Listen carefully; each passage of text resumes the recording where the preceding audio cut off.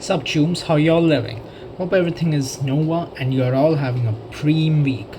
So if you follow my channel, you know that I have done several videos on the benefits of sunscreen to prevent skin aging, and I debunked some of the online conspiracy theories from the carnivore diet cult preach that the sunscreen is poison and that basking in the sun all day long is very healthy for you. I'm not going to repeat those arguments in this video, so I'll just go ahead and link my previous videos below on sunscreen if you haven't seen them already.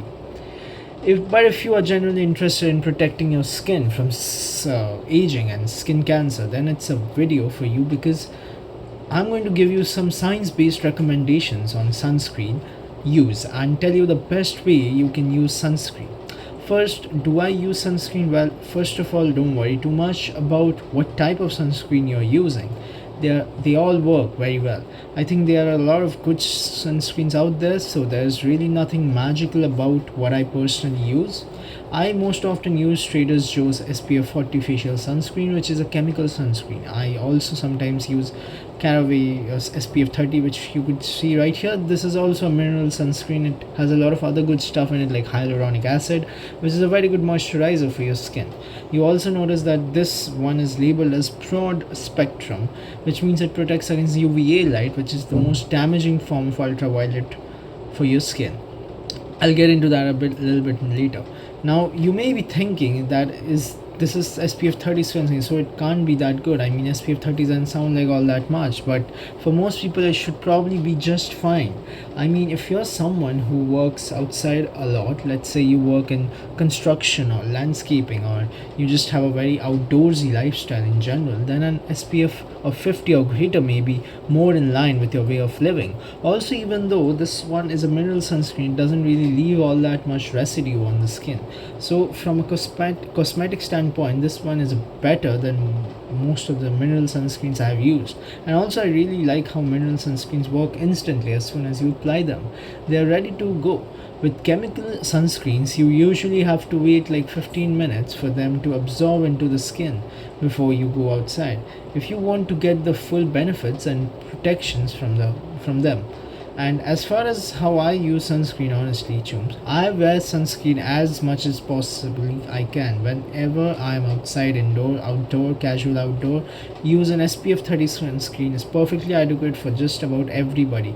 Of course, when it's noon time and I have to be outdoors for whatever reason, I take extra care to apply a thick coating of sunscreen all over my face and also all over my neck. And I want to really emphasize how important the neck is for your younger hair loss witches out there, because when you're over 40 years old, a lot of visible aging does not just come from the face anymore, it comes from the neck. So if you don't put sunscreen on your neck, you'll get a wrinkly, flabby looking neck that'll make you look way older than you really are. So please don't forget to put sunscreen on your neck tops. As far as how often I apply it, well, sunscreen is effective for several hours after application. So just to be safe, I would probably apply it once every 6 hours or so.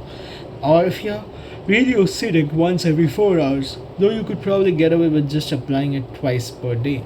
As well as just make sure that if you are in a situation where you have sunscreen that could wash off, like being on the beach and you go swimming or you're sweating a lot during a heavy workout, that you reapply sunscreen immediately afterwards. So you may think that indoor sunscreen use is a bit excessive, but there are actually plenty of reasons why you have to worry about the sun even when you are indoors. And that's because some types of ultraviolet light will penetrate glass easily. Ultraviolet light is divided into three types depending on its wavelength. You have UVA, UVB and UVC. UV is the most penetrating and penetrates clouds and glass, so you are not protected on a cloudy day, or if you are in a clear, or if you're in a car or inside your house, unless of course you're in a room with no windows. In that case, it's fine not to wear sunscreen. It's also the type of UV light that penetrates the most deeply into the skin and causes the most DNA damage, which leads to skin cancer and skin aging. UVB is the type of UV light that is greatest at noontime, and it does not penetrate clouds or glass. It is the type of UV light that is responsible for sunburns, but is also premature skin aging and skin cancer, as well as it's also a type of UV light that is measured by the UV index. When you look at an SPF rating in a sunscreen, it's usually referring to as how effective the sunscreen is against UVB light, not against UVA light. So clouds and windows will protect you from UVB but not UVA. A broad spectrum sunscreen like this will protect you against UVA and UVB radiation. That being said, the European brands of sunscreens are much more effective against UVA light than American brands, though that has changed recently because the FDA has finally approved butanol, which is an effective UVA blocker that has been available in Europe for decades. I made a recent video about that development, so if you're interested in learning more about that, I'll go ahead and link it below. So the last of the three types of ultraviolet light that is worth mentioning is UVC. UVC is the least penetrating form of UV light. Most of it is blocked by the ozone layer of Earth, and even if it reaches your skin, it isn't absorbed. It does kill organisms on the surface of the skin like bacteria and viruses that are harmful. So UVC emitting lights are often used in hospital operating rooms to kill germs. So it is the only type of UV light that actually beneficial for us. So is it overkill to wear sunscreen indoors? I don't think so, and I'm not the only one who thinks this. Coincidentally, while I was planning this video, I read an article in the Washington Post written by a doctor who also wears sunscreen indoors. So it's not as bizarre or uncommon of a practice as you might think. There are some interesting studies that show that the sun can cause skin cancer even through glass. These studies look at skin cancer incidence in drivers because people in different countries drive on different sides of the street. The steering wheels are on the different sides of the vehicle. Sun shining through the driver's side window is going to shine on either the right or the left of the driver's body, depending on what country they live in. Since people usually spend their whole life only driving on one side of the road, this difference between countries on which side drivers sit is a natural experiment on the effects of habitual sun exposure.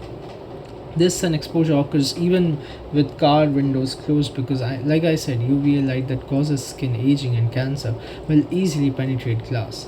Here's a study from Australia that was published in 1986. It asks the question: are solar keratosis more common on the driver's side? Keratosis are red, scaly blotches on the skin that you often see in old people and people on the carnivore diet.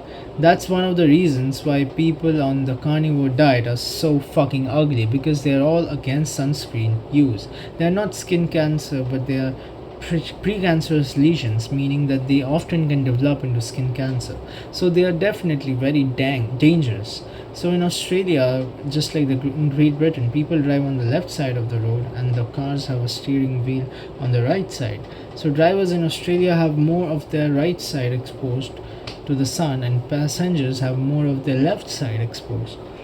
At the time the study was done in Australia back in 1986, most drivers were still men. Women were usually just passengers. When the researchers looked at the location of skin keratosis in 766 subjects, they found that most of these keratoses occurred on the right hands and forearms of men, until they occurred on the left side of the head and neck on women. So this asymmetry suggests that the parts of the body facing the car windows were more likely to get skin damage than the parts facing towards the center of the car, which would be the most shielded from the sun. So obviously the next step here would be to do a study looking at a country where people drive on the right side of the road and all that shit. Anyway, see you in the next one.